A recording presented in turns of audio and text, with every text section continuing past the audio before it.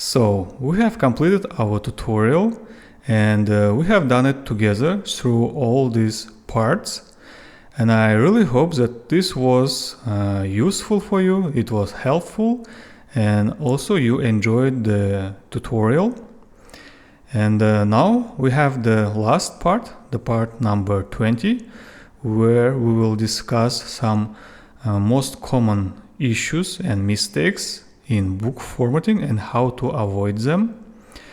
And yeah, feel free to message me in my social media, leave a comment down below.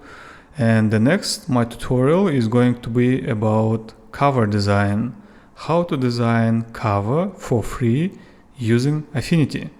So please subscribe and stay tuned. The first mistake is not using the half title. The half title is the very first page which could be left empty, like in our case, or here we can have just a title or just a logo or publisher name or anything else. And then on the third page we have the title page, the full title page with the title, with the subtitle, author name, publisher name, and any other relevant information. And the mistake number 2 is not designing the cover and the title page in a similar way. I mean, the cover and the title should look similar, the font, the text styles, and so on. So for example, in our case, in our book, we didn't have the cover, so real cover. That's why we just made the title and subtitle in a beautiful way. But if we would have a cover, we want to match the title page and the cover. I'm gonna show you some examples. You see the cover on the left side and the title page on the right side. The font, the size of the font, the proportion, and everything is the same. Actually, I have first designed the cover and removed the background image, removed all the effects, and just left the title, subtitle, author name, and turned them into K100 color and exported a PNG file, and then just pasted it on my title page. So that looks beautiful. And mistake number 3 is not formatting the book correctly. I mean, just leaving the lakes and rivers, so the empty spaces between the words. For example, here, do you see? We have a lot of empty spaces in this line between the words. This is not correct. So we call them like lakes, and we have also rivers. So for example, here, do you see?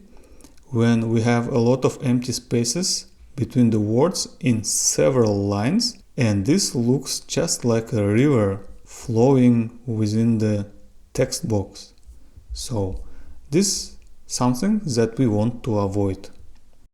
And mistake number 4 here is not using the hyphenation. To fix these empty spaces between the words, of course, we want to use hyphenation. Use auto hyphenation. And now we see that this looks much better. If we still have something like that, we can play with justifications like here, and now it looks better. Do you see? I just increased the minimum word spacing to 78%, and this looks just much better. And of course, you want to select the whole text and choose correct spelling language and correct hyphenation language. If your book is in English, then of course you want to choose hyphenation in English, United Kingdom or United States.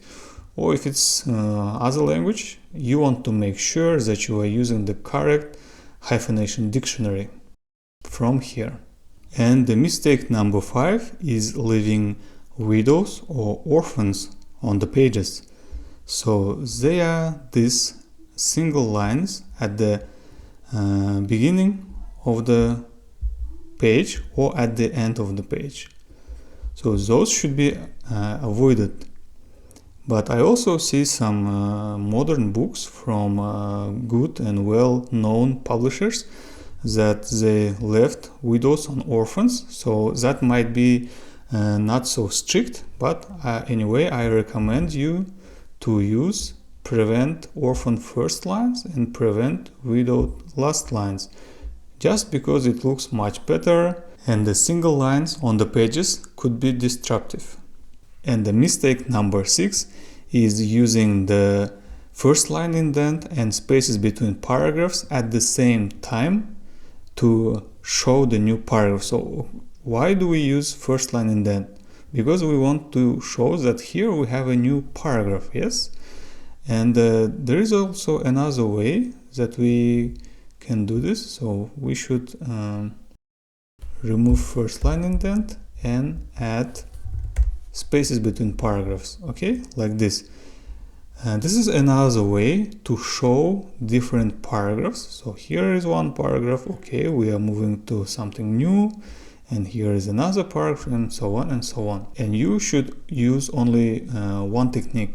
Either you use first line indent or you use spaces between paragraphs, like here.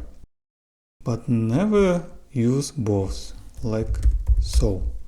So like you have spaces between paragraphs and you have also first line indent, because it takes a lot of space and it doesn't look professional and it can be misleading for some books.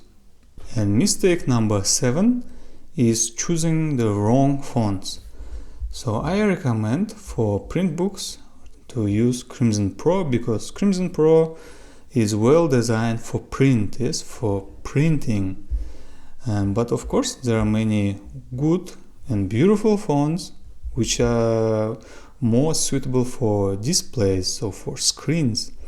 So for example, we might look at other serif fonts, for example Roboto.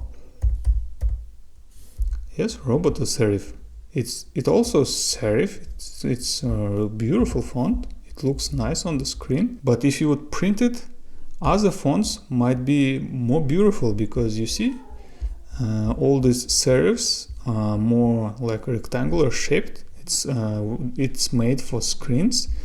It's not so soft or curvy, so please be careful with that. You can check my video for different genres and types of books. And the mistake number 8 is manual formatting. I mean, not using the text styles. So for example, some people might design every chapter headings and every quotes manually, but this is super time consuming. And imagine that at the end of your formatting, you want to change the font or maybe just a small detail like leading or whatever. And then you would have to do that again manually for the whole book. For this purpose, to make our book formatting process more efficient, to make our book more professional and error-free, we must use text styles for elements that repeat, like chapters, quotes, bullets, and other things. And mistake number 9 is leaving your footer and header just blank or with just a page number. Like imagine like if we wouldn't have the book title and the author name here, just page numbers or even nothing. It's a mistake. You should always number your pages. The page numbers could be omitted in some children's books or coloring books or notebooks, but if it's a regular book like novel or textbook or anything else, you need to use the page numbers. And you also want to place your name, the author name, and the book title somewhere on the header or on the footer, because nowadays people make photos if they like some word or some quote here. They want to make photographs of this page, and it's really good that the title is captured on that photograph, okay? And it just looks beautiful. If you don't want to add your name on every single page like this, you can place here the chapter name or section name or whatever. Yes, so in this case we have book title on the left side and the chapter name on the right side. And the final mistake number 10 is not using bleed.